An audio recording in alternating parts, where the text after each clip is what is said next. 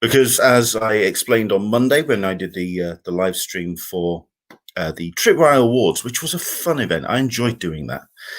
We've added an extra destination. We're now sending this out to an Englishman in San Diego on Facebook. So if you are a follower of that, you not only get the chance to see me on the my personal Facebook page, but also on an Englishman in San Diego. Yet to decide whether we're going to continue broadcasting on my personal page, because who knows if anyone actually wants to see and hear me when it comes to my old school friends or anything. But hey, I'm also going to quickly pop over to that Facebook page to make that stream public, which means you can share it to various groups if you feel the desire. Maybe there's a Comic-Con group that you would like to get involved with this. Each and every week, of course, Wednesday and Sunday, we go live at 10 a.m. Pacific, 1 p.m. Eastern, 6 p.m. GMT. We have ourselves some great supporters that have donated their time, effort, and money to supporting us on Patreon, and their names are rolling on screen right now. So to Leanne, to Andrea, to Ruby, to Veronica, to Chuck, to Andrew, to Martin, to Samantha, to Dan, to Michael, to Timothy, to Aaron, to Jason, to Gil, to Rob, to Mark, to Eric. Really appreciate it. It allows us to keep doing what we do. And yes, we really appreciate every single penny that goes into our Patreon. I'm going to do my best to provide a little bit more exclusive content, but that's down to you. What would you like us to see on our Patreon page? Let us know. Jump in on the comments. If you have your notifications on YouTube, you will know that we're up and running. So please do jump in with any questions, comments, anything you want to talk about. We are going to get into DC fandom a little bit later. We're going to get into some bits and pieces when it comes to New York Comic-Con that we've kind of heard on the grapevine.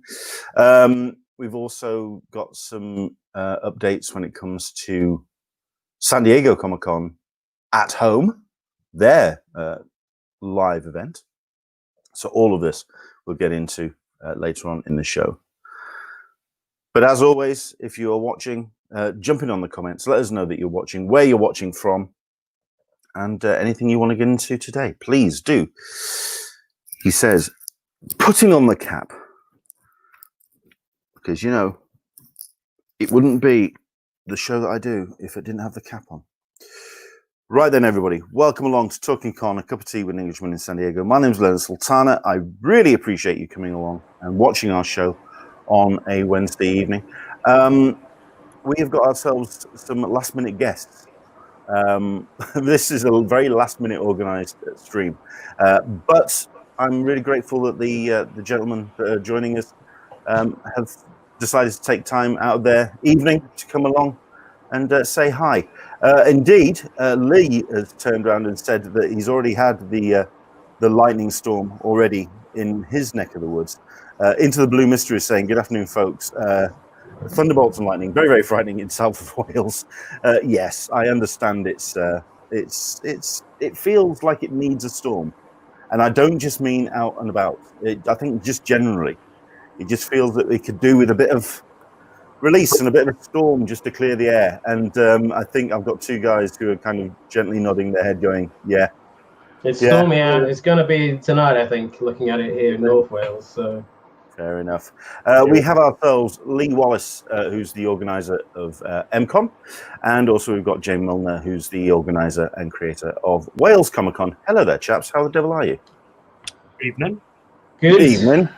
Tired. Yeah. I mean, when I spoke to you about, I mean, certainly Lee, we had a chat, and I spoke to you about 4 decades ago, which was about 2.5 months. It felt like 4 days. It felt like decades. This has just been the oddest year, and I can imagine for you guys as well as people have been trying to put on conventions or were wanting to organize conventions for the summer. I can imagine for yourselves it's been the most bizarre and frustrating year. I think first things first. But for me, I don't know. Have you guys ever seen the TV show Life on Mars? Yeah. Yeah. It really feels like I know that I'm in a dream, but I just can't wake up.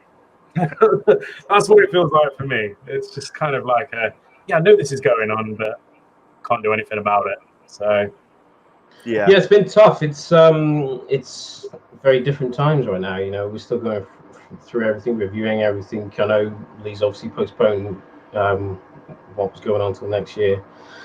It's just crazy. It really is, and everything is up in the air, and you're taking it day by day right now. It really, really is, and it's a struggle for everyone. Everything is still, constantly review, and it's just so bizarre. It really, really is. I don't want to go off on a tangent already, but it's everything is just, it's so different right now. I'll tell you how different it is. It's not a cup of tea. It's a pint of cider. And I know that James got his drink to hand as well. Lee, I don't know what cans have you got to hand? They're lemonade. Lemonade. Okay. Yeah. Fine. Yeah, no, I've got a shandy because I'm a lightweight, terrible at drinking. I don't very rarely drink, but my anxiety is terrible when I go on these online things. So sorry if I bail on everyone. But I just wanted to come on. I spoke to you earlier, Leonard, about things. I spoke to you a bit earlier as well, Lee, about it. It's just so different right now and so difficult. Yeah. And well, tell you what, just to introduce you to audience, perhaps maybe in the States who don't know who you are and what Wales Comic Con, especially with the way that you've introduced Telford into the mix. I mean, we'll give you both a couple of minutes to kind of introduce yourself and explain what you were planning for this year and how those plans have changed. I mean, we'll start with you. Go for it. I mean, you're on a roll, Jane. So, I mean, yeah. Yeah, I mean, for those that don't know, I've been doing the Wales Comic Con for 12 years, I think it is now. Oh, you full screen me. That's even more embarrassing. Oh, yes. Good Lord. Well, okay, fair enough. We'll take it back. Get us all here. We're a group now. It's fair enough. Round the table. Fair enough. You can't pick your nose on this one. And yeah, I've been doing this for 12 years or so. We started in Wrexham, where I'm based. We did it in the university there for a great number of years. And then it just grew and grew and grew and grew from what was a one-day show once a year to a full weekend show twice a year in this, what is essentially a small market town. And then we took the jump last year to Telford, just over the border. And it just kind of outgrew where we were previously. So we went to this new arena. It was fantastic. We loved it. Everything about it was, as I said to you earlier, the reference I used was like the Wizard of Oz, going from black and white to color. And the difficulties, it was like, wow, this is how it should be. And it was an amazing opportunity, which I think we took with both hands and said to them, we want to make this another destination event. I think the lineup was fantastic. And then we went into the spring. Obviously, that got postponed with all the issues that started to arise with the pandemic. We currently still have August contracted with the venue. We are constantly reviewing that. I know, obviously, we're in discussions with our team all the time. It's a little difficult to get in touch with everyone right now because the venue have people on furlough, we have our team on furlough, everything like that. So it's a very slow process to kind of go through the updates. Even the agents in America, they're all on furlough, and stuff like that. So many of them are also working from home now. So everything is a slow process. But as of this moment in time, August is still contracted. And we can just react to what is told to us. It comes down from the government to city councils. City councils then filter it out to, the various persons and people in charge of everything going on within their vicinity. And the Telford venue is still listing it as is. So do you find yourself tuning in with because I've got BBC News on alerts on my phone, so that when the daily briefing goes live, I get a notification that it's going live. I'm finding myself, I am watching those on a daily basis. I am not one of these people who, okay, some of the restrictions have been lifted. We are now back to normal. We beat COVID, didn't you hear? It's just, I'm keeping a really close eye on it. Lee, I mean, I don't know what because your situation is slightly different in that your event you have postponed it till next year, so Well, a little bit of that pressure, it's now moved on to next year's event. So, I mean, do you want to give a bit of a background to yourself?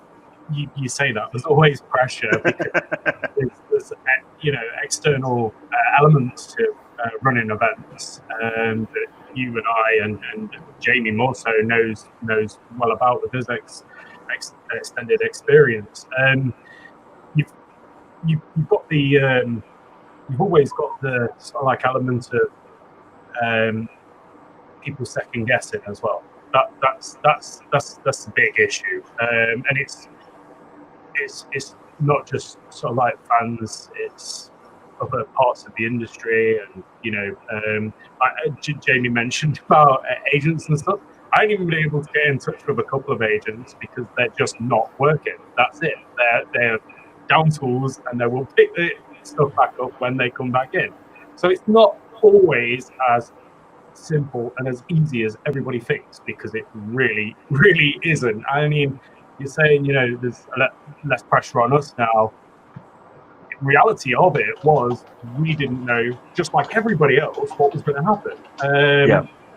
When we actually originally postponed to July, because our venue turned around and said, we don't know what's happening, so you can't do it in May. No chance it's going to go on in May, but there's a small chance you might be able to do it in July. And I was like, I actually turned around and said, to be honest, I prefer you to give me a date in October. And they come back and said, no chance. Got the hockey season starting. You've got absolutely zero chance of that. So we picked a date in July. And then, I'm not even joking, actually, it was like 2 days after we'd posted and put everything out on social media, this was going to be the new date. The venue called us back and said, we've got that date in October now, if you want. So it was like, no, that's not going to happen. I'm not going to move it once and then just turn around to everybody and say, actually, we're going to move it again. And then a few things happened, and obviously the travel ban happened as well. And we looked at it and we thought, do you know what? It's a huge financial risk for me to put on an event that I don't even know that will happen. And that is reality of something that's sort of like early May. I mean, we're past May now, and obviously it was a good choice. So I just said, you know what, we'll book everybody in for next year. We'll look at next year, and we'll move it to next year if the venue are happy with that. But what people, this is another thing that Jamie will back me up on. That's got to be okayed by loads of people before you even get to that stage. You've got venues, you've got like attractions that you've hired in, you've got loads of stuff, you've got hotels that you've booked, you've got even down to tables and chairs. It's like there's a long list that you have to go to, and sometimes people oversimplify. They just run a convention. No, there is thousands and thousands of things that you've got to organize and do.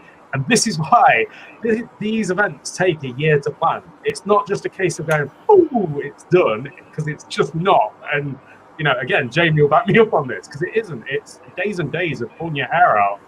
And I think when it's come to the COVID, it's kind of like, for me, it's been a bit of a reality check, actually, because for the last 6 or 7 years, I've got into that routine of doing the same thing day in, day out, doing the same thing. And then it's kind of like, well, actually, this has come at a good time for me, because it's given me a little bit of a break as well. And I think as an organizer, that's helped a little bit. But yeah, I just want to emphasize the fact that it's not as easy and not as simple and not as, just, they're putting on an event as people may think. I can imagine.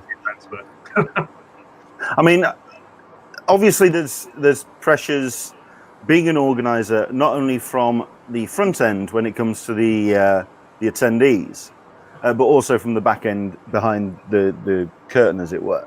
So you've got the agents and the venues. When it comes to the pair of you, what have been the pros? Well, yeah, we'll stick with the pros. What have been the positives of the situation has been over the last couple of months in terms of agents that have been really forthcoming, talent that have been really forthcoming, venues that have been willing to help and work with you. How's that been for the pair of you? Or is it all one of those kind of like herding sheep up a hill kind of thing? I'll let Jamie take that first. I think when it started, it took everyone by surprise, and nobody really, we still don't, honestly, know where it's going and how long this will last. Is the golden rule of it. But I think one of the main things that I've really found is that I appreciate those relationships that I've cultivated with agents and guests and vendors and sponsors and stuff. The venue's a little different for us because it's so new. And I think I mentioned this before to you, is with the university, I'd been there so long, it was very casual, very easy. I could just literally hang out and speak with these people very freely. But now we're starting a new relationship, and it's certainly interesting that way to see the different ways of working from people in different venues. But massively, since this has started, the biggest positive has been the people willing to help and support you, because this is so difficult and so tough across so many industries. I know tourism is getting really, really damaged and battered right now because people can't go out. They haven't been able to go out until recently in the UK, certainly. And again, England is different to Wales, and Scotland, I believe. So, there's things like that which we've got to take into account. But it's certainly, those relationships and the people that have come forth and been really positive. And it's trying to make the best of a real bad situation. We've done the live events, the virtual events, and started trying to raise some funds for charity. And that's just a couple of my guys, because they're stuck at home doing nothing, as well. And they want to do something good, but it helps keep us, out there and such, if you will. And it's also, again, starting new relationships because we've met other people through it, like Weta Workshop and actors that we wouldn't normally be able to work with, like Seth Green, who's never done any events really over this side of the pond that I'm aware of, and we managed to get him on the show. So you're trying to look at the positives out of it. Yeah, there's a lot of negative, but you've just got to take every day as it comes and really try and you've really just got to try and, it sounds so cheesy, but you've got to try and stay positive right now. It is so difficult for everyone, and that is top to bottom across the entire world. There's so much going on. I don't want to get into a whole political debate about things because everyone is aware of what is going on. But yeah, in our industry, it's real tough. Some people got some shows in early in the year. We're very lucky, and some fans got to go to that, and that's great. And then it literally was like a pipe bomb, and that was it. Everything just stopped in its tracks, really. And again, as Lee was, I think it was July. Did you reschedule to July? I think it was. Yeah, we rescheduled to July. Yeah. And so it was July, and then obviously we're in August, and it's just, you don't know how far it's going to go. People have obviously rescheduled to September, October, November. There's shows around the world which are changing again that have rescheduled. So, it's real difficult right now. But sorry to go off on a tangent, but those no, not at all. Those relationships with people I've appreciated and found I've appreciated more because the true ones support you through it all. They really do. Fair enough. For Lee, I mean, absolutely echo what Jamie's just said. To be honest, no different to what Jamie said. It does make you appreciate all the relationships that you've made in the industry, and not just that. I mean, I've had literally hundreds, as Jamie, I know Jamie has as well, hundreds and hundreds of messages of support, and if there's anything I can do, and these a lot of the time to us strangers, because it's just a face you see in the crowd that's just smiling and having a good time at an event. We don't know these people personally, but then when you get a message, I had a message today. I don't know if you saw I did indeed. I had a message today, and it literally brought me to the knees. I was just like, oh, I can't read this anymore. It was really emotional. It was lovely. But well, I mean, that wasn't even just that even wasn't just a message of support. That was a real kind of, this is the impact that you've had on my life. That was something else. But this is what I mean. When you get in stuff like that, when you get in emails coming in saying, understand why you've done this. You know, thanks for putting us first and our health and safety and stuff first, because you know, when it all kicked off, like Jamie said, we didn't really know what was going to happen. We didn't know, you know, and we didn't know what the government was going to suggest or put into place or anything like that. So a lot of people kind of had to sit back, and we are one of them that had to sit back and go, let's wait and see what happens first, rather than making rash decisions. So I think everything in the end will work out, you know. But let's keep fingers crossed. That's all we can do. Guys, if you're watching this, do jump in with any questions that you have for Jamie and Lee. We do have ourselves our first comment that's first related to the question, to the conversation comment. This is for James. I hadn't even thought of the consequences of the Wales Comic Con being held in England, where there are two separate sets of restrictions. What a nightmare! So that's it from Into the Blue Mister. I think it's been interesting to see the reactions to cancellations and to postponements and to announcements that have come out from both yourself and also from other conventions as well. And it's been a real kind of split between those that understand that this is unprecedented times and you are dancing on a pinhead like the rest of us. And then there's a real sense of a bunch of entitled community that just feels that they have been shortchanged and you've deliberately stuck the boot in, which I just don't understand. I don't get that mentality. I mean, I can imagine that it's been frustrating for the pair of you to see those comments come in when you're still trying to organize something of positivity for the fans. Lee, I mean, I don't know what your take on that kind of reaction has been. I, in all honesty, probably can't say what I want to say. And the fact of the matter is, me and Jamie every year put our lives online in the sense that anything could go wrong. And people don't realise that. You know, we risk everything every year to put on a show. And then you get people going, oh, and it's like, hold on a minute, you know, we don't bend your arm behind your back to go and buy a ticket. Basically, you buy a ticket because you want to attend that event. And we want you to attend that event. We want you to have a great time. Otherwise, we wouldn't even do it. Believe me, you know, there's people don't realize how much you do sort of like put into an event, risk for the event, and then you don't get a lot out of it anyway. So it's I don't know. I suppose in the end, it's kind of like a love-hate thing. But I'd love somebody to experience the panic attacks, the anxiety, the reoccurring nightmares that happen all the time running up to an event. And I'm not, you know, it's like, don't get your fiddles out. I'm not saying this was, you know, to get sympathy, but that is the reality of running events. And it does, you know, I mean, I think I read an article that said event planner is the fourth most stressful job in the world. And yeah, it bloody is. I've done high-end photography shoots at the BBC and people, Paul McCartney and stuff like that. I'm telling you now, it's nothing to running an event, you know.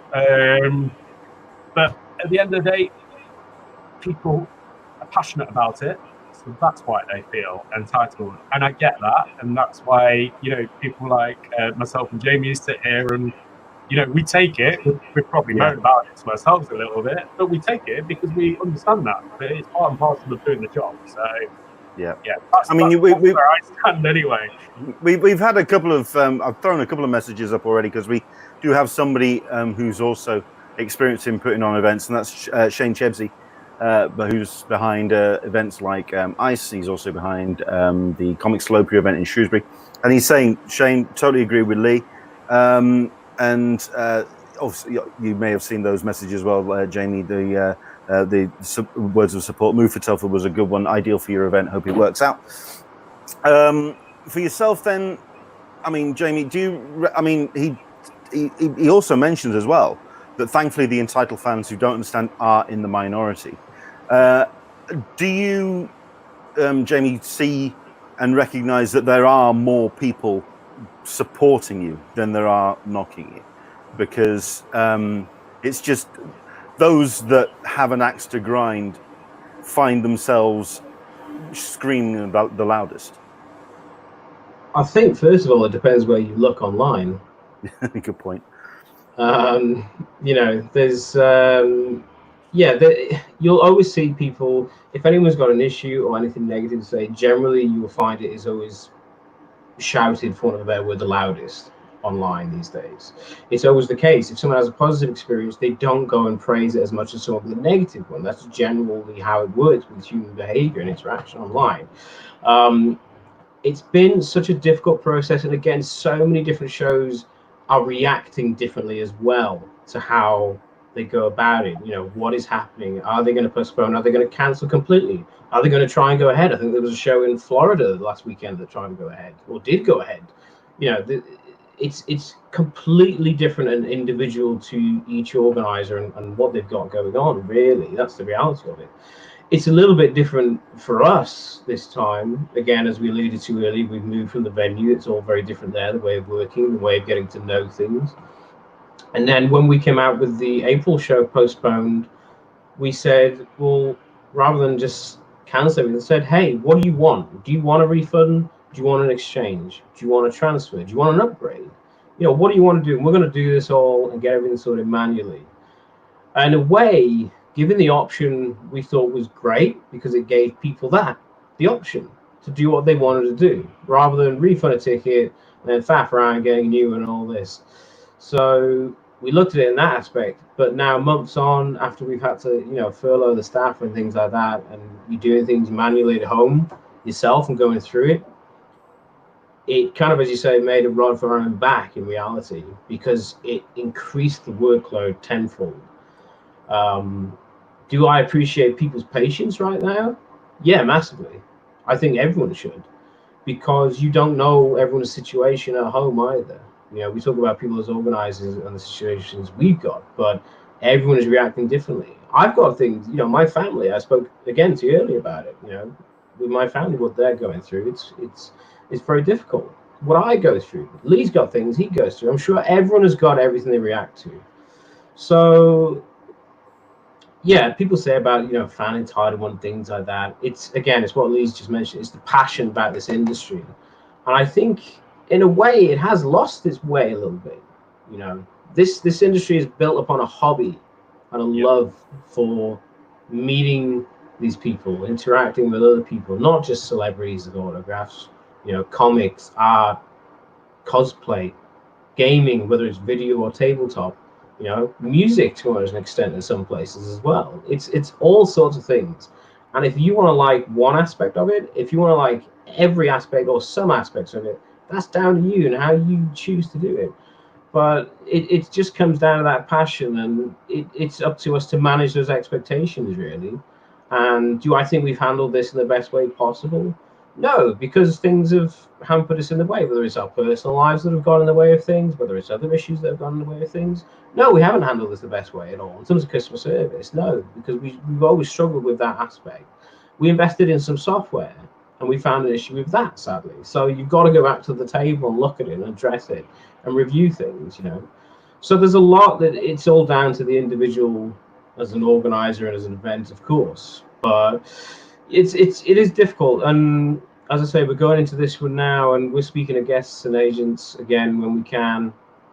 And one phoned me up last week, and I said, look, we've got August that is still listed, but whether you think that's feasible, you let me know, because we've now had the quarantine introduced. You know, that hasn't been here since we moved. So that's something that we've said to the venue. You know, is this going to cause an issue? Well, yeah, potentially, but then 5 days time that could vanish. You don't know. It's very much a reactive time right now. Sure. As much as we plan and be proactive, sorry. No, carry on. As much as this is a proactive business and you plan so far ahead, you know, we've got dates that we spoke to guests about for next year. But right now, right in the thick of it, it is so reactive, and you're reacting from everything from top to bottom, whether it's an email online, whether it's something you've seen on social media, whether it's first hand, third hand, whatever it may be. And you can only do what's in the best interest of your fans at the end of the day, the attendees and everyone else, because safety is paramount for everyone. And it's all about doing that and making it a good experience for the fans, the guests, the vendors, the sponsors, the venue, the clerks on the parking, the local public, who obviously got to interact as well whilst the event's going on in their town or city, everything as a whole. Because if they have a positive experience, everyone will be wanting to come back and do more with you. And that's why I think we've, again, and Leo find the same, you cultivate these relationships that you find are positive experiences. And David Tennant hadn't done a show, I think, since London in the UK, a few years back when they had that reunion. Certainly hadn't done a show for a long time before then. We just had him do 2 shows in 12 months. So it kind of speaks volumes in that way. But do I think fans are entitled in that sense? It's difficult. But, I think the passion needs to be found again. And the love in this industry needs to be found. I think it's lost its way to an extent through various means coming in and out of it. But I think there's a huge amount of drive and community, which it needs to just come together again. And, there was a thing at the start of the year, that tragedy with Caroline Flack, and everyone said, be kind. And I think people just need to remember that as well, because there's a lot of difficult things that all of us, not just us three here, everyone at home, is going through right now. And just sit back and, take a step before you do type something online or say something to another person. It's just be kind to each other, and we all talk, Sure. Well, I think that's a big misconception of attendees, and that there isn't a community of the organizers as well that are all banding together to try and do what they can to put these events on. And I think a lot of attendees seem to think that there is this kind of insular kind of these groups. Like I say, we've got 2 organizers here. They talk to each other. They have worked together before. We've got Shane who's jumping in, and he's someone who works with other conventions. And I think that's a misconception, that there is this kind of tribalism that's up in conventions. Lee, what would you say is, from the communication that you see online, the biggest misconception for an attendee when it comes to actually organizing a show? That it's easy. It's simple as that. It is. Honestly, over the last 7 years, I've seen various people that have come to shows, introduced themselves and said, hi, blah, blah, blah, I'm going to do this. I was like, okay, good luck. Yeah, shook their hand and, wished them well, and off they've gone, and they've done maybe 1 or 2 smaller events, and then realized actually the reality of everything. But it's not just that. If anything negative is going on in the industry, we all talk about it, whether it be something bad that's gone on at a show, or somebody that's one of the guests that's not been very well received, or anything. We all talk about it. Let's not get away from that. There's stuff. Me and Jamie had a chat. What was it, like 2 weeks ago? We was on the phone for like 2.5 hours. I'm not surprised by that. Knowing I can't remember. I fell asleep. But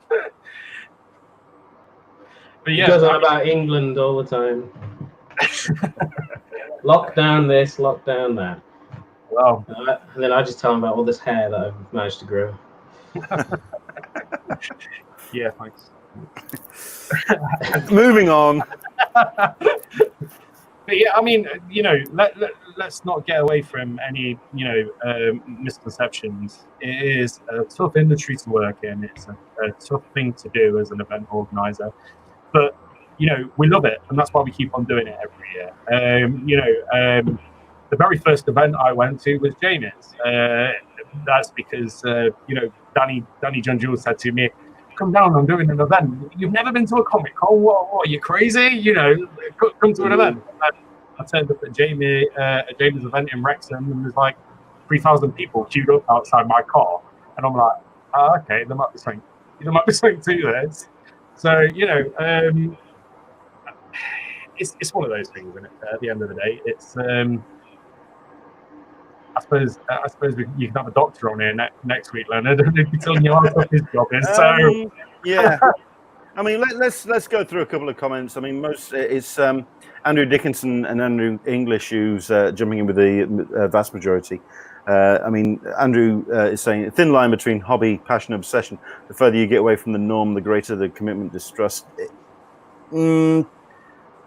Okay, I'm not entirely sure I agree with that, but I think I know where you're coming from on that one. Andrew, I do actually agree with part of that. Sorry to interrupt you. No, go for it. I agree with the first bit. I think there is a thin line between hobby, passion, and obsession. I really do. I don't tend to, always agree with the rest of it, but fair enough. Andrew Dickinson again. Is it a case of everyone being spoilt for the last few years? I don't know, because. Oh, okay. I think so. Careful, that could turn into repetitive strain really easy. Just watch yourself.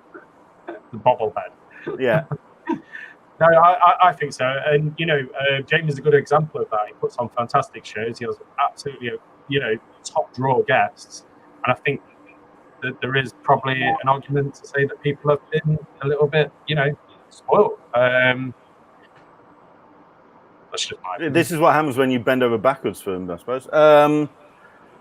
Shane I think the Shepsey. difficulty is sorry, Leonard. I think the difficulty is the pure volume that it got to at one point of events that were taking place in a calendar year, and that's from top to bottom, from your biggest events to your small local ones.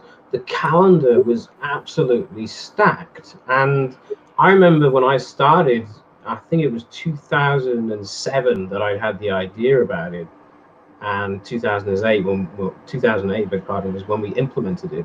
And back then I think it was memorabilia and London, and they were just twice each. And then I think because Manchester GMEX was the first show I went to for Showmasters, that was the first event I'd ever attended. I seen an advert in SFX, and it was like Lord of the Rings. John Rhys Davies was the first guest I'd ever met. So to have welcome him to my show was a fantastic moment for me emotionally. But back then, you're talking 4 destination events in reality, and then a couple of other ones, and then we started, and we were not a calendar event at all. We had like 130 people through the door for the first show. So it's one of those things. But now you've just become so huge. For a country the size that we are, we have a calendar that rivals Canada, America almost. It's crazy in that essence. So do I think we've been spoiled in that way? Yeah, I think but it's also diluted the market, because then people go, if there's 3 shows with 3 different guests you want to meet, that's 3 sets of travel you've got to pay for, 3 sets of hotels you may or may not have to pay for, and expenses whilst you're there, kind of thing. So it's difficult, and that's why people said to us, why don't you ever do a new show somewhere else or anything like that? In all the years that we've been doing it, we didn't want to. We did 2 shows in Wrexham because it fulfilled the needs of people, and we made them shows that were hard to resist. Great lineup, great atmosphere, great panels, great activities, and just come and be there for twice a year. Just do that. Anything more would just have diluted our own product.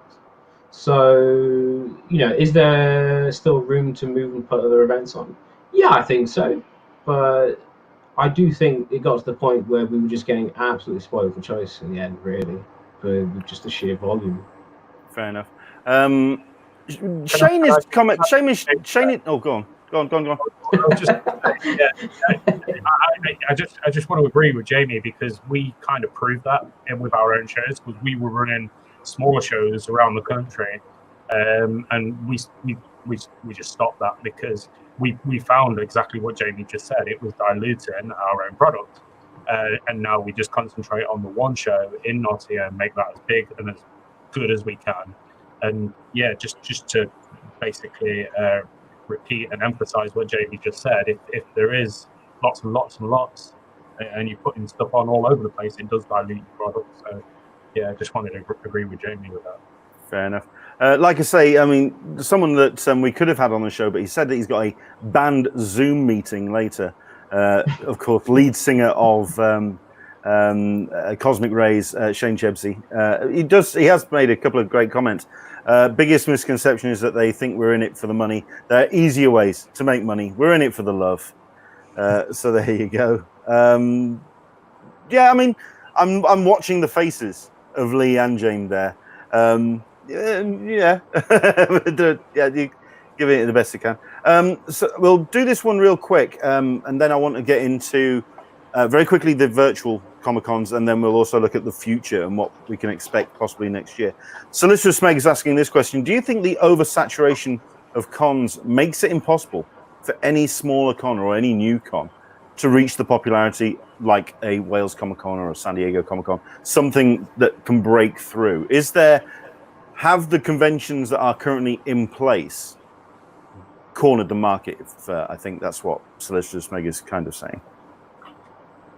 I don't think so, because personally, I think every event you go to has got its, it's like a person. It's got its own character. It's, it's got elements that make that show that are unique to that show. So, what Jamie does is different to what I do. What I do is different to what Jamie does. If I go to, say, an MCM show, I know that that's going to be different to what I do and to what happens at Wales Comic Con. So I don't know about that. When we started, we didn't expect, 500 people, and we ended up with 10,000 people queued up outside. So I don't know. I suppose there's lots of elements to answering that question. Fair enough. In that case, we'll move on to virtual cons, because that does seem to be the state of play for 2020. I think, when I've spoken to the pair of you, and we have been talking about what we can hope for the rest of this year, and it is looking, as the summer goes on, that 2020 is, for live events, a little bit of a wash, certainly in the summer period. Jamie, full hopes and fingers crossed that Telford goes ahead and that the restrictions are lifted for you to go ahead. But virtual Comic-Cons have certainly become the talking point of the year as a substitute to some degree. And you've done an amazing job with the Twitch streams that you've done, Jamie. Can you kind of quickly talk to us about how those came about and what the kind of motivations to putting those shows on? Yeah, it started in honesty from one guy, and that was Anthony Head. And he phoned me up and was literally just to see if I was okay with everything going on. He was obviously aware of what happened with the show moving from April, and it was just checking in. And I'm notorious at the moment for terribly not answering my phone, ignoring calls because of my anxiety and things like that. But he texted me and then he called, and we had a chat way back when. And he said, is there anything we could do in this essence? And we spoke about a couple of different ideas. We've got a couple of projects we're working on already before that. And I said, well, we could do something online, And he said, well, cool, let's just do you and me talking. And, went from there. And I said, well, because I'm a big gamer, so I'm aware of what Twitch was before. A lot of people, I think, were quite new to it. In that essence, it's more, I guess, our audiences look at like Facebook Live and things like that. So it was difficult in that essence to explain. You can just click the link and view it. It's there. You don't have to do anything. You have to install anything. Just view it. But yeah, it went from us just having a chat and hanging out, because he's got an audience, obviously, which it would have reached to, and then it went from, hey, let's do it as like a live event to charge fans and do that, and it went from that to, well, why don't we raise some funds for the NHS, because right now, back then and still now, they were getting absolutely hammered. We had to do some looking into it and different things like that. You can't just obviously go out there and support the NHS. There's NHS Charities Together, which covers the umbrella of charities which support all the different aspects and areas of the NHS. So there's that. And then we looked into it and got people involved, and it just kind of snowballed, really, in honesty. And I spoke to another friend, Paul Amos. I don't know if anyone's seen the series he's in, Lost Girl and Assassin's Creed and various other things. And him and a bunch of other people were doing a show online over in America and Canada. About the same time, it kind of landed, and they've done a fantastic one with that. It's called TALKIN CON, so check that out. You know, we were bouncing things off each other, and he was giving me tips, and he came on, you know, as part of our video game panel. And again, it just snowballed from that, and idea to idea to idea, and a couple of the guys. It doesn't take a lot to kind of get it going, just obviously conversations. And then I had like 4 or 5 of the crew that basically hosted it. You know, they were at home. One of the guys was in Sweden. You know, we were referring it back. One of my friends was in Sweden hosting it through one of his servers. It bounced back here. And that was it. We got the 2 of the guys that host for us to do the hosting every other panel almost. And away we went with a mixer. We're still waiting for details of it. Twitch is very different when you sign up. In terms of payouts, we believe it's in the area of about 2,500, maybe more for the first event alone. So we're hoping after the second one that's going to go even higher than what we've raised for the NHS. But it's very different on the payouts. They do it afterwards after a certain amount of time. I think it was like 60 or 90 days. But also it varies if people either subscribed and paid with a card or if they use the Amazon Prime. So we're still trying to get the variables of that out there. Yeah, there's other options going forward. We're looking at, you know, potential merchandise, things like that. And I've seen a lot of events doing it and charging money for these one-to-one calls and everything like that, and autograph That was services. exactly where I was going to go next. Now, I get it that people want that, and they want this, like, you know, they want this, I don't want to say this fix, it sounds terrible, but, you know, they're missing these events, that interaction, that celebrity sort of being kind of thing. And I get it. I don't wholly agree with the pricing of many of them, and I still stick by the fact that we're raising money for charity, and I think that's the right thing to do right now, the way the world is, than just charging for money's sake, if you will. But I don't know their situations individually as events and organizers, so I can't really comment too much further than that. You know, it's down to them how they want to operate and how the guests interact, because not everyone feels comfortable doing it. You know, we were looking to do a tortured one, and I spoke to Bern Gorman about it, and he doesn't feel comfortable doing the virtual thing. So we're looking at, you know, doing other options with him, and there's a load of different options we got working in the background. The team I know are working on some private signings with people. One is a huge name. For nostalgia purposes, which I can't say right now, but it's a huge one from a TV show back in the 60s, 70s, I think it was. There's a couple of rarities, like a couple of rare Star Wars people that we're working on. But it's difficult, you know, with everything going on and, you know, the negativity about it. And again, it reverts back to the whole issues of transferring from April to August, with the refund side of it, you know, the rod that we created for that aspect, because we're still dealing with a couple of people there that's missed out. And then again, the whole, you know, about what is going to happen about August, because we simply don't know now, and we're in that reactive state. Whereas it's down to the decision of the government and the council and to the venue. So you're literally living in a reactive state day to day right now. Yeah, we would love to. I think it's. I mean, I'm going to bring Lee into this one because I mean, Lee, you as part of MCon, you haven't done any virtual events yet. I know that you were thinking about doing something online when we spoke a couple of months ago. It was something that was on the burner. It was something that you were thinking about. This is an interesting time, and Jaime, like you say, it's all about being in an interesting time, which changes from day to day. We're in that period right now where the restrictions are being lifted. Over the last couple of months, you had effectively a captive audience that were in the house, that were watching and enjoying virtual cons, panels, Q&As, and online content. But we're now having the audience leaving the house, going to work, and trying to get back into some kind of normality. I guess the question is then, where a virtual con, whereas we can't gather in groups, but we're starting to be a little bit more freedom. I'm trying to work out where we are in the virtual con landscape, because it is difficult to get somebody's attention and hold it for that length of time for kind of a virtual con. Lee, has there been anything that you've seen that could work for that temporary fix while we wait for groups in real life to come together? Is there anything that you've seen that has kind of worked? Absolutely. Yeah. Jamie's online Q&A sessions. There you go. Hey, you asked for an honest answer. Yeah. There you go. They worked.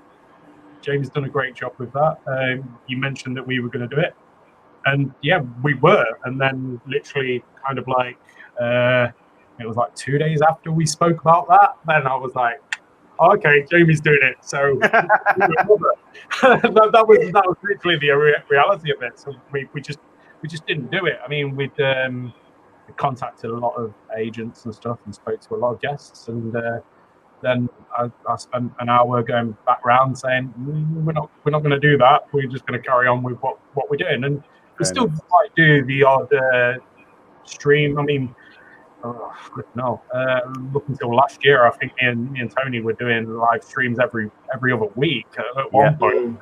And, we was getting something like 35,000 reach on some of our live streams, and they were unique visitors to what we was doing. So, you know, they worked. And you know, obviously Tony's in Spain, living in Spain now, so and just coming back to the event. So that's still something that we've done. We did one 2 weeks ago. So they still happen, the N-Con lives. But if you're asking me what I've seen that actually works, then yeah, bang on, Jamie's stuff works. So if Jamie's going to do more of that, my recommendation would be for everybody to go and watch them. You know, fair enough. What a worthwhile cause as well. So yeah. James, if I could just ask the one question about the live streams, why was Twitch the platform that you decided to ultimately go with? Purely because I knew it. And you know, me and my friends that I speak to on a daily basis, you know, hang out online and play video games. It's a big passion of mine, a big hobby of mine. And I just knew it. I knew it pretty, you know, inside out, and we just felt comfortable with it. So we invested in the OBS software to run that. And then, as I said, a friend of mine's already got servers, and that was it. Really, it was very simplistic in terms of that option. The real difficult part was trying to find the direction and how to plan it out, because I've seen, you know, like Wizard World's doing more like a panel kind of every other night kind of thing, whereas we wanted to create in a way that event feel and have a schedule for a weekend and be like, I've got to be there because it's starting now, doors are opening, you know, I've got to get there for 3 p.m. I think it was that we started each day. And that's really it, to be honest. That's why we just felt comfortable with it. And I don't think, I don't ever think for a second that it was going to replace, because I did get that question, you know, will it replace actual events? No, I don't think so. But I do think it's shown there's a place for it. And I think people might incorporate it now more at shows. You know, if a guest can't make it, what's to stop you saying, oh, we're going to have a panel in this room, or we're going to have like a live stream room over here now. It gives you more content and more, you know, to offer the fans in that sense, especially guest cancellations. I've seen people announcing stuff like that now around the world and saying they do panels in their place. So it gives a lot of option in that way, which is great, I think. Is it, you know, the huge money maker that people are saying for the guests that take part in it?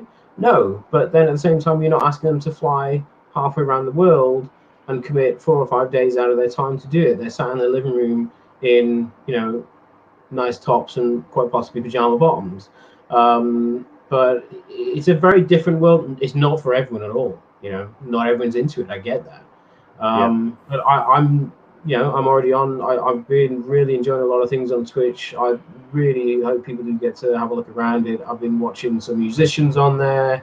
You know, artists do live paintings and stuff like that. I know there was a Transformers artist that caught on there the other day. He was doing some stuff. So there's so much. It's not just gaming as such. So you can tune into a lot of things. And I think during the lockdown, I've really found a lot great spaces just to hang out, really. Don't get me started, man. I mean, we've mentioned about this on the show before. The fact that, I mean, before lockdown, that we were everyone was talking about the streaming wars, the various streaming platforms, Amazon, Netflix, yada yada yada. It's YouTube channels now for me. The amount of Really? my subscriptions on YouTube has just gone through the roof. I'm just really, yeah, wow, yeah. okay. I don't know what it is. Yeah, there we go. Ashley Mansfield's joining us. MCon Live needs to happen. There you go. You've been told. You've been informed that it needs to come back.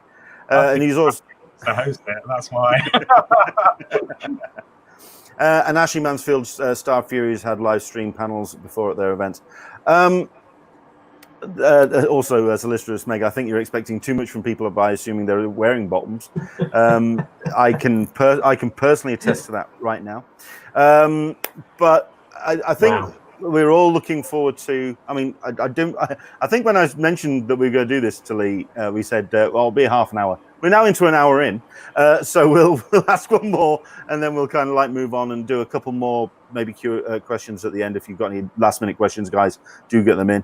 But certainly, if we look to the future of cons, certainly the kind of the immediate future, while we are still living in the shadow of COVID, what can you feel conventions can do, and what we can expect them to look like as we move forward for the rest of 2020, beginning of 2021, in terms of social distancing, in terms of what you can actually do at a show to make an audience safe? What do you feel a convention is going to look like? Lee, any kind of ideas at all? It's going to be, I think it'll be more difficult for Jamie, because obviously he's going to be having to approach this a lot sooner than we are. Yeah. I think by the time we have to look at stuff, we will have it a lot easier, because, you know, procedures and stuff will be already established. So yeah, I feel for Jamie in that sense, that it's going to be, you know, a lot more difficult for him. But because we have our events at an already very well established venue, then a lot of procedure is already set out for us. So yeah. the team at Nottingham Arena, I have got to say that they are absolutely fantastic. Every single year, me and Tony will go in, we'll do what we've got to do, and we'll just stand there going, wow, they're great. You know, everything's in place, every procedure we've been told about before the event. You know, our very first event, we had huge problems with queuing, and I know, like, it's well documented that people have talked about our like entrance at the very first event, but ever since we moved to the arena, it's never been a problem. We've never had, you know, people queuing outside for longer than 15 minutes. And when you've got, you know, sometimes 8,000-10,000 people sort of like stood outside waiting to come in, and then bang, the doors are open and everyone's in. Everyone's all under one roof. It's fantastic. And Jamie knows about that now, moving to Telford. It's everything's under one roof, and bang, everyone's in. You've not got all this trailing around and stuff outside like we had at a very first venue. So, but as for the COVID thing, we'll see. I mean, we had the stuff after the Manchester bombings where the arena put procedure in place outside. They had bag check. They had a whole sort of like shelter set up.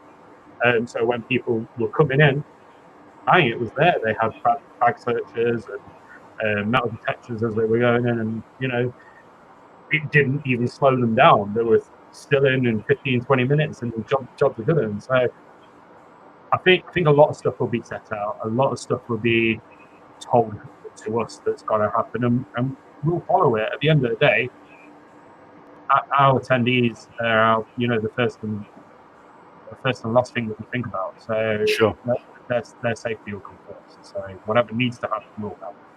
Okay. Jaime, I think it's obviously looking at an event that is still scheduled for 2020. What do you feel can be done to make attendees safe for Telford? again, as we said earlier, it's one of those things we don't truly know where this is going to take us. We don't know how long this is going to last. We don't know when it's going to end. Really, they could announce next week, oh, we've got a vaccine. It's one of those things. And again, I'll phrase it. We have to be so reactive right now to everything going on. I'm just conscious, obviously, that I don't want to say too much. But yes, we have the event that's contracted for August. We've got a contingency plan in either way. There's discussing options, obviously, because we usually do 2 shows a year, obviously. So there's potential dates we discuss for later in the year. There's dates, obviously, we have in mind for next year. There is a lot to consider and a lot to go through. But as Lee said, these venues are professionals at what they do, and the safety is always going to be paramount, whether it's, you know, shortly after or even, you know, a great time after. I think there will be a difference when it eventually does dissipate. I think people will still, you know, act differently, if you will, for quite some time in the public domain and stuff like that. But the bottom line is we don't know. Nobody knows. If you just said at the start of the year that people would be going around regularly wearing masks and gloves and stuff in the outside world, and that we wouldn't be able to go out and I'd have a huge mullet and a top knot during the summer, you'd have been like, what on earth are you know, what are you on about? So it's a real difficult time. It really, really is. And it's real difficult in terms of the decision making, because you're also very reliant on everything you have in place contractually, and that is quite a tier system that you have to uphold. But yeah, we can react and we can update people accordingly through. Sure. I mean, I'm really curious to see how suddenly what, because obviously you're going to be working with the venues to operate the show the best way that you can, and I mean I can only imagine the some form of shielding or some way of, I mean I can't imagine how you do a 1 in 1 out of the building, so you would have the space to do social distancing, but these are things that may have to go into place, and we'll just have to keep really positive about how we can move forward and have the venues work with you to make these shows the best they can. Grant Perkins, it's great to watch the 3 of you looking so happy and healthy during all of this. Grant, for yourself, you've had a lockdown and a half. All the best to you, sir. Both Lee and Jaime put on fantastic shows and treated Eva and I wonderfully. However things move forward, we will support you the best we can. Yeah, and you've also got a question here, and I think this is to do with the live streams. So this one's more for yourself, Jaime. This is from Mockney on Periscope. Is it a lot to do technically wise? We were talking about this earlier on today, because it's kind of like a team of 3 that kind of behind the scenes putting the streams together. Yeah, generally it's about 3, 4, 5 people at most any time for the technical side, and then for the last one we just did, we incorporated the 1-to-1 calls, so we had a number of our volunteers sort of taking part in moderating them. So if you want to look at the core of it, there's about 3 or 4 people of sort of my most trusted people, but also they had a lot of the equipment already. So like I say, one gentleman had a server set up. That's what he works with in and out from his home anyway. And then we had another doing the sort of visuals that you see on the screen. Another would moderate the sound levels, and then another would just moderate the chat. And that was it, really. So I'm aware that other shows doing it had somewhere between 20 and 30 people like that. We had, I think, 4, maybe 5, including myself, if I kind of dipped in and introduced the guests to the hosts and stuff. Obviously the 2 hosts as well. So, but technically wise, it was very minimal that we had. It was stressful. Believe me, it was stressful. The anxiety levels were probably higher when I was sat at home in my sweatpants and slippers than in the reception of the arena, with 20,000 people outside kind of thing, which is amazing for me. So, but that's the power of mental health, I'm afraid. So yeah, it was technically wise though. It's easy when you know how, isn't it, really? Fair enough. I'm just very lucky to have people that do know how. So Let's go for some quick fire questions just to wrap things up. Solicitor Smeg, do you find that when reaching out to get talent for shows that comic creators or actors are easier to work with? Please, lol, feel free to name names. Guys? Do you mean as in between comic creators Between comic, and/or the actors, comic talent or the acting talent? Okay, moving swiftly on. I think it's just down. I think it's down. No, it's down to the individual. You know, I've got great friends from both sides. You know, I've had bad experiences on both sides. I'm sure everyone has had that. I don't want to be Mr. Diplomat about it, but yeah, I can't say other than what I've experienced. I have great friends on both sides. Grant in here, you know, is someone that we've worked with for years. JP, we spoke about. I love JP, Gary Erskine. You know, the artist side of it is something that I want to cultivate and develop. So let us know. But no, it's down to your experience again as an individual, isn't it? Really. But I think you'll always, whenever the's people involved, you'll always get negatives on both sides of it. But fair enough. I mean, go on. Jamie, I've actually been really, really lucky in the 7 years that we've done MCon that we've literally had like less than a handful of guests that have, I wouldn't say have been bad guests, maybe difficult, but we've been really lucky. I won't name names, but they've never been comic artists. I will say comic artists have always been wonderful, but I think, like Jamie said, it really does depend on who and the relationship you've got, not just with them, but with their agents as well. I can imagine. I can imagine. Andrew English, we'll leave the first half of that comment because that's obviously his thoughts on what to do with Wales Comic Con, but also wondering what the pandemic will mean for celebrity photo shoots. That's a big question. It's a good question. It's a big question. Thoughts between yourself, not necessarily about what plans you have in place, but what you feel you would like to see happen with photo shoots. Is it a lot of this Jamie's already talked about, to be honest? It's a reactive thing, and like I know in Nottingham, I was reading an article the other day, and in the whole of Nottinghamshire, you know, you're talking well over 1 million people. There was like 23 new cases, and all 23 new cases were in nursing homes. So do I think it's going to be a problem for us next year? I'm not so sure. In the short term, it probably would be. But yeah, it's maybe Jamie's got a different thought on that. Yeah, it's all down to what is happening at that time and the reactiveness of how we approach it in reality. If the event was to go ahead like that, you can only do what you're allowed to do in terms of government guidance and things like that. You know, I've seen places, I think I saw one and they had like a perspex sheet, which was crazy. And then I've seen ones already before this even happened. I think it was an Avril Lavigne concert, and someone paid for a photo with her, and you know they're like 10 feet away from her, and it's crazy. It's not an experience, and it's sad in a way because photo ops are such a huge part of our show. They really are. It's a huge part of it, and everyone loves to participate in them. I've had some great ops myself over the years when I get a chance to head over there. So yeah, it's all going to be dependent on what the situation is at the time, and that's for any events going forward in whatever month may be. I think there was a couple at the start of the year, and I think one in Liverpool they couldn't have an arm around a guest or something like that. I think it was more kind of you had to sort of stay within your own vicinity, which again, even that took away from it, which is disappointing for people. But it's the way that it's obviously started, and again, we're having to do what we're being told that we cannot do. So, yeah. Fair enough.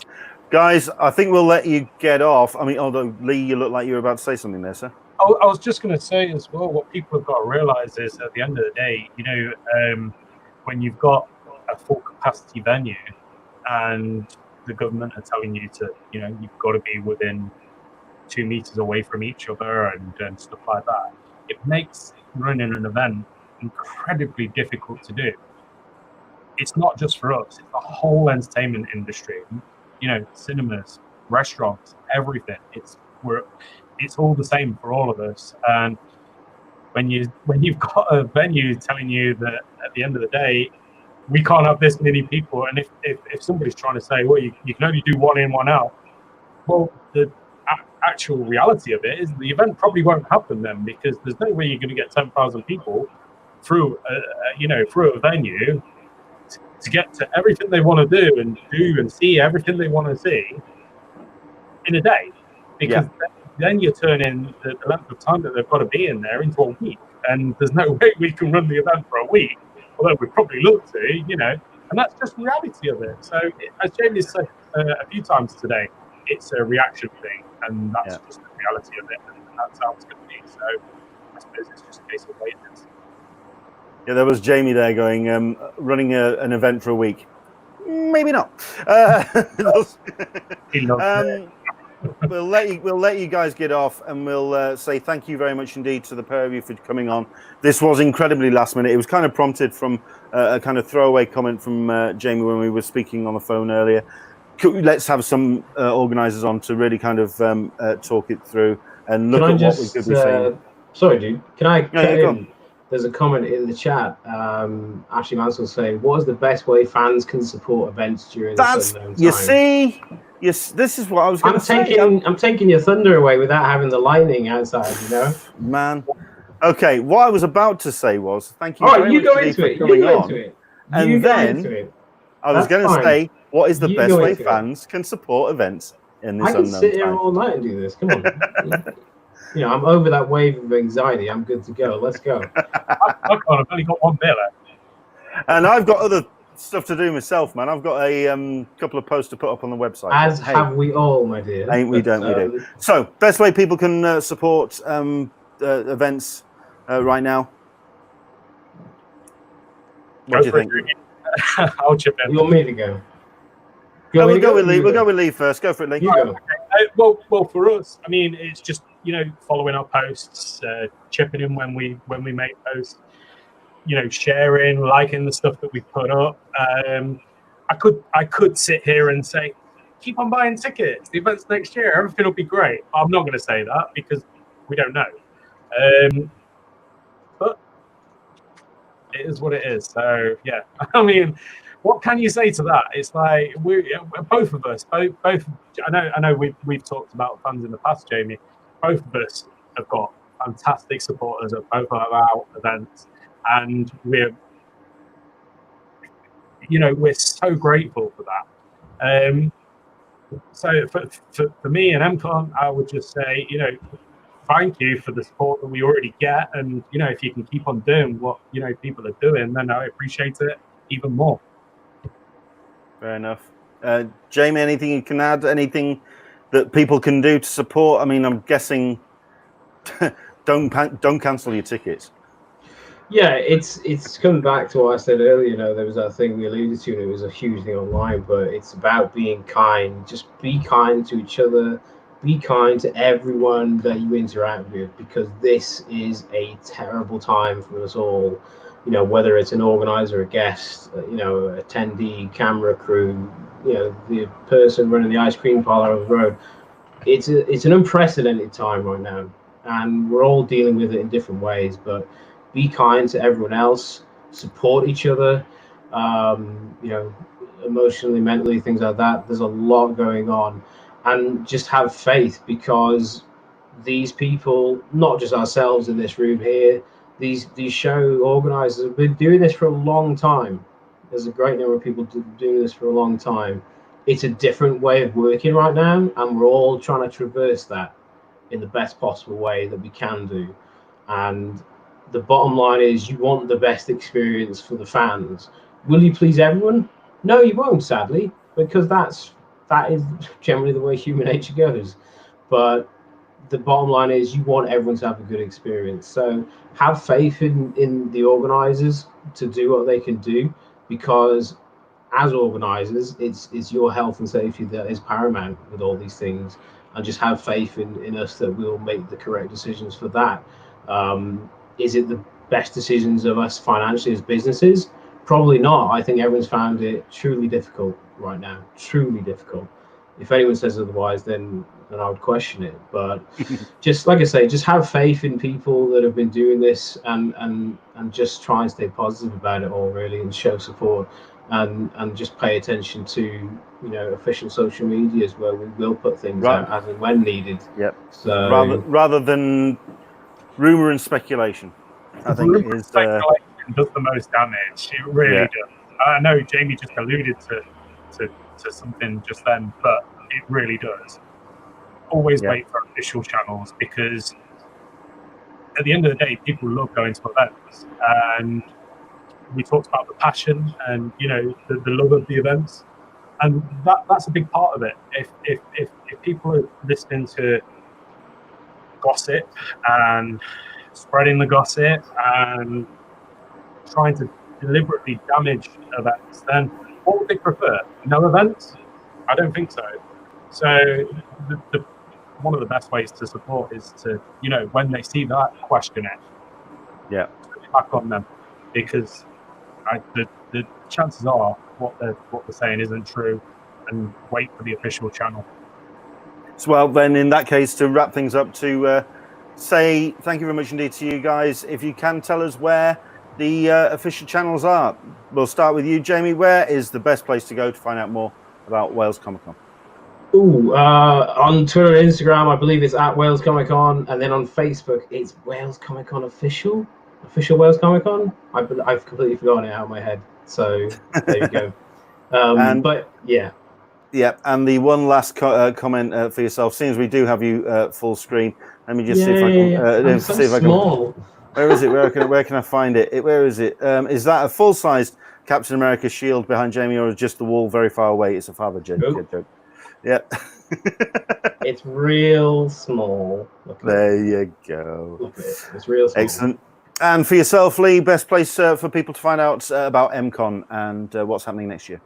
Ours is really simple. Just search East Midlands Convention on Facebook and you'll find it straight away. Or if you go to Google, just type in EM-CON and it'll take you straight to our page. Excellent stuff indeed. Guys, thank you very much indeed for coming on. Enjoy the rest of your evening and all the very best for your events moving forward. We'll support the best we can, as always. And as always, we'll do our best to spread the word of both events official when those headlines come out. Guys, it's been a pleasure. Oh, does he need to go to the toilet? Yeah, I probably do after these drinks. I just wanted to say a big shout out to Eddie, who's part of my team, because he's worked tirelessly the last couple of weeks, changing over servers and everything, and he's been doing this while he's been working as well. So I just wanted to say a big shout out and a big thank you to Eddie, who's part of the IT team. In fact, he runs the IT team, but there you go. There you go. Excellent stuff indeed. Guys, thank you very much indeed for coming on. Really appreciate it. Take care and enjoy your events when they happen. Thank you so much. Okay, take care, guys, and stay safe, yeah? And you. Absolutely. Excellent stuff. Thank you very much indeed for coming on. So there you go. That was a meeting of minds. Jamie and Lee, thank you very much indeed for coming on and talking to us about those shows. Do follow them on their social medias for all the live information, especially Jamie's, because at the end of the day, it is scheduled to happen relatively soon in the next couple of months. Fingers crossed, Wales Comic Con goes ahead and it evolves into an event which will be enjoyed by many. Right, a couple of things I want to quickly get into before we do wrap things up today, because we have run a little bit over, but I do want to get into these. Number one, first things first, is of course the interesting but kind of expected update that we all heard about this week when it came to, if I can find it, good grief, what happened to that? Oh, there it is. This was, of course, the announcement from Repop regarding the cancellation, the postponing of the Star Wars Celebration event Due to the impact of COVID-19, we've made the decision to cancel Star Wars Celebration 2020, and they put an announcement out as well for all the Star Wars Celebration. The health and safety of our fans, attendees, and exhibitors, guests, and staff is always our first and number one priority. Due to the global impact of the COVID-19 virus, and speaking with local and state authorities on the latest public health guidelines related to indoor conventions, we have made the decision to cancel Star Wars Celebration for 2020. While this news is disappointing, we're happy to announce Star Wars Celebration will return to the Anaheim Convention Center August 18th to the 21st, 2022. In other words, they are postponing this year and basically just moving on to the next event. It's interesting, of course, to note that what they are doing with that is effectively making that arrangement with the Anaheim Convention Center. Instead of moving to another venue, they do often change from location to location. Chicago, London, other international events, they do change location for the next Star Wars Celebration. They're staying in Anaheim. They're keeping that show in that town to make sure that the California audience gets that Star Wars fix, but they are going to have to wait some time for it. Yeah, Star Wars Celebration. It was to be expected. To be fair, the timing was just a little bit too close to what we are currently all going through. There was also a number of events, as we've discussed already on the show in previous weeks, that were going to be taking place at the Anaheim Convention Center, including a couple of very large gaming conventions 1 month after Star Wars Celebration. So for those events to take that decision and Star Wars to not, it was kind of conspicuous by its decision. This is the decision that's now been made. I think it's going to be, I mean, people I think would have liked to have seen perhaps the event postponed to next year, but that would be something which people have to recognize. While the event is administrated by ReedPop, the whole thing is done on behalf of Lucasfilm and Star Wars. In other words, if they made the decision that Lucasfilm and Star Wars was to actually cancel the 2020 event and just transfer straight over to the 2022 event, that's entirely down to them. It's not down to ReedPop at all. So it's kind of disappointing, but it was for my mind, a responsible decision for them to do that particular decision. So that was one of the big headlines of this week. And I think the other big headline, of course, we actually finally started to get some announcements regarding Comic-Con at home. The virtual panels are starting to roll out. We've got ourselves this screenshot from the San Diego Comic-Con unofficial blog. These are panels that have been announced by the organizers, and it kind of gives a little bit of a taste of what we can expect from the content of San Diego Comic-Con at home this year. The Dragon Prince, with the creators Aaron Heras and Justin Richmond, as well as voice cast Jack Desner, Paula Burrows, Sasha Rohan, Eric Todd Dellums, Jason Simpson, Jesse Inarkala, and Raquel Belmonte. Emily the Strange, with creator Bob Rigger and illustrator DeBose Parker. The Goldbergs, with cast members Wendy McLedden-Covey, Sean Glambrone, Joy Gentile, George Segal, Haley Orianta, and Sam Lerner. And you've also got Motherland and Stumptown as well. All of them have confirmed that they are going to be having panels as part of the virtual event, Comic-Con at home.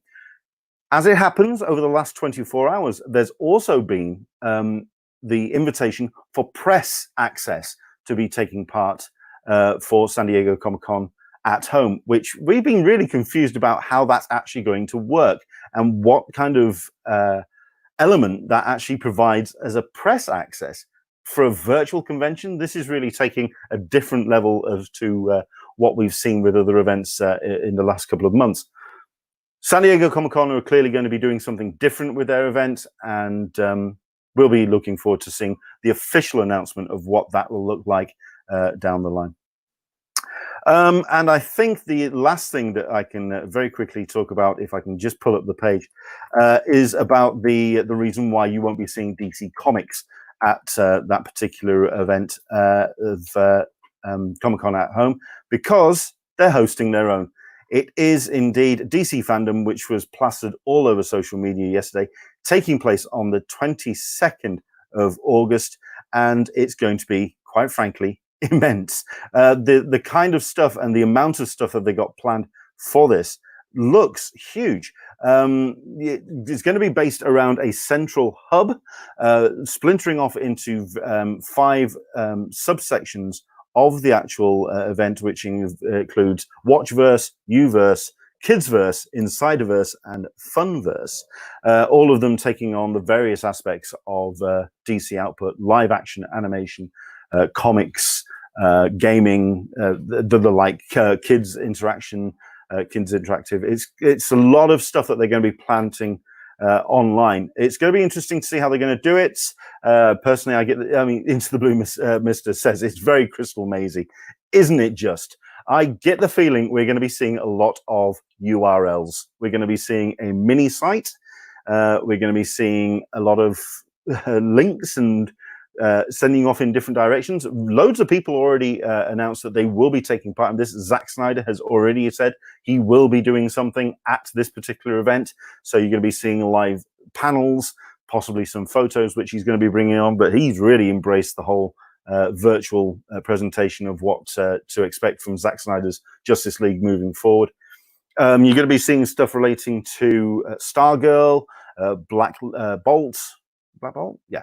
You've also got Titans. You've got all the various elements which people are expecting and wanting to find out more, including Wonder Woman 84, which has been put back again. It's all about how it's going to be in terms of ease of use for me when it comes to Comic-Con at home, when it comes to DC fandom.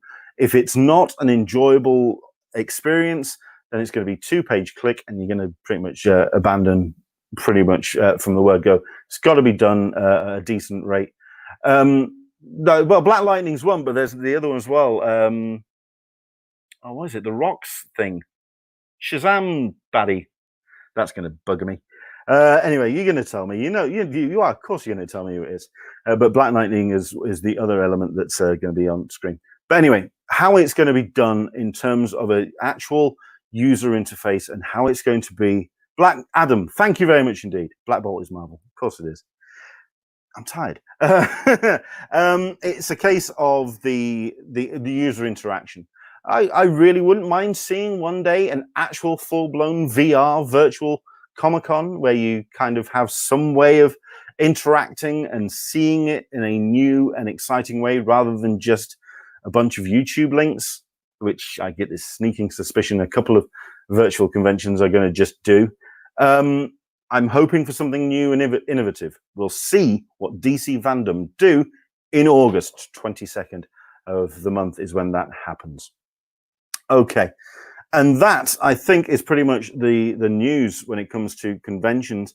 We'll, of course, keep you up to date with all the updates of cancellations, postponements, any events that are still going ahead. We'll put those up on the conventioncollective.com. Do find out more if you head there.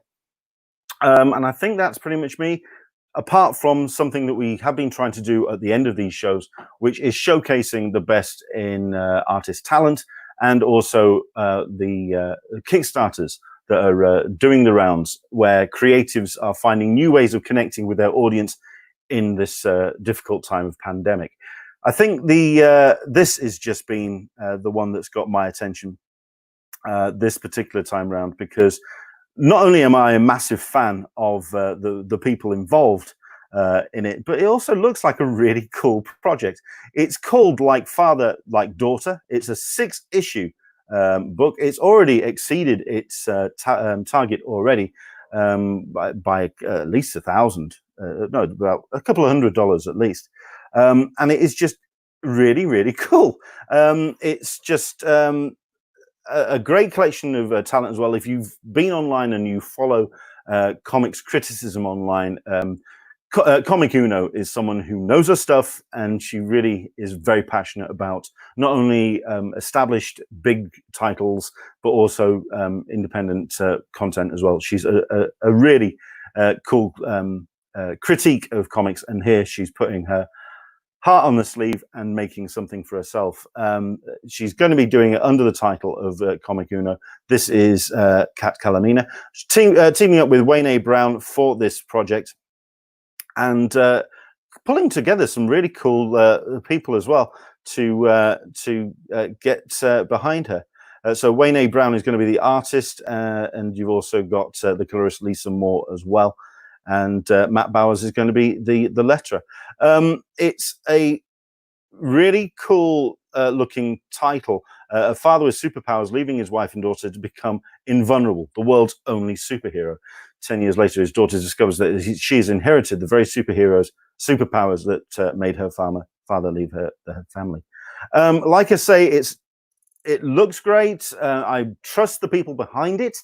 And quite frankly, I think it's also really affordable as well. We're talking, let me just get rid of that. $10 to start with just support the project. You've got $1 or more for an indie comic book bundle with 8 digital comics up for grabs for that $1. $5, you actually get the digital copy of issue 6 to go with the bundle, and then from $10, it's a case of a physical copy of issue number 6. This is just a really affordable way of supporting new talent, and I'm all for it. Do check it out if you go to kickstarter.com/projects/comic uno/like father like daughter 1 to 6. I personally think it's something to keep an eye on, and yeah, I'm a big supporter of it. Do check out that project. It is live now. We've got 8 days to go on it. If you can, throw some money into the pot and really support new talent in that regard. And that's me. Thank you very much indeed for joining us today. Hope you've enjoyed the show. Hope you enjoyed hearing from Jamie, and I'm going to have to work out the best way to say his name. It's Jamie? Jaime? I think it's Jaime. I keep saying Jaime, but there we go. And also, thank you very much indeed to Lee for taking part as well. It's been a pleasure hearing from their perspective what we could be expecting from the future of conventions. But that's very interesting indeed. Our final thing is just what's going to be taking place when it comes to upcoming episodes. Considering we've got ourselves some great guests and great shows coming up, 3 more for the rest of the month. We have ourselves our special event, which is going to be taking place this Sunday. It's our split direction, split streaming event. It's our combination of myself, an Englishman in San Diego, and also the Con Guy. It's a great YouTube channel talking about mostly North American conventions. They've obviously been on hiatus at the moment because there isn't a great deal of news to talk about when it comes to comic conventions. But they've been doing very much a lot of pop culture reviews, comic reviews on their website. They've been talking very knowledgeable as, when it comes to the North American scene. It's going to be great to have them coming on the show and talking to us. It's a special event because it's going to be going out on both of our channels. So it's a bit of a versus, if you like, a little bit of a meeting of minds. So that's an Englishman in San Diego meets the Con Guy. That's this Sunday. Next Wednesday, 24th of June. It says the words right there. Bill Sienkiewicz will be joining us. Yes, he was a no-show before, but he has said that he's all sorted now. He's ready to come on the show. He's looking forward to it. I know that 1 or 2 people have been saying, when Bill Sienkiewicz is on screen, then they'll believe that he's going to be joining us. But you know what? I have faith. Bill Sienkiewicz on the Wednesday, 24th of June, I think it's going to be a cool show. And then to wrap things up at the month, Sunday the 28th, it's the return. Russ Burlingame from comicbook.com and Mike Avelia from Sci-Fi Wire. Again, we are talking to people who we could have talked for hours the last time we were on. And it was definitely a case of this year has been, you blink twice and several news headlines happens in its wake, world-changing events happen in a blink of an eye. The world has changed since the last time we had them on. We've got the announcement about DC. We've got the various events that are taking place in America and how that's affecting popular culture. More delays when it comes to Warner Brothers content and other events as well. These are 2 guys that know their stuff, and I just sit back and let them get on with it. Russ Burlingame and Mike Avelia, it's the return, and we're going to be having them on Sunday, the 28th of June. 10 a.m. Pacific, 1 p.m. Eastern, 6 p.m. GMT, Wednesdays and Sundays. thank you very much indeed for joining us this evening. I hope you stay slightly dry, considering that here in the UK, the storms have arrived. Yeah, I've definitely got to go now because I've got to get the washing in. Take care. Enjoy the rest of your week. Stay safe. Wash your hands. Wear your masks where you can. And we'll see you on Sunday, 10 a.m. Pacific, 1 p.m. Eastern, 6 p.m. GMT. The Englishman in San Diego meets the con guy this Sunday. Take care.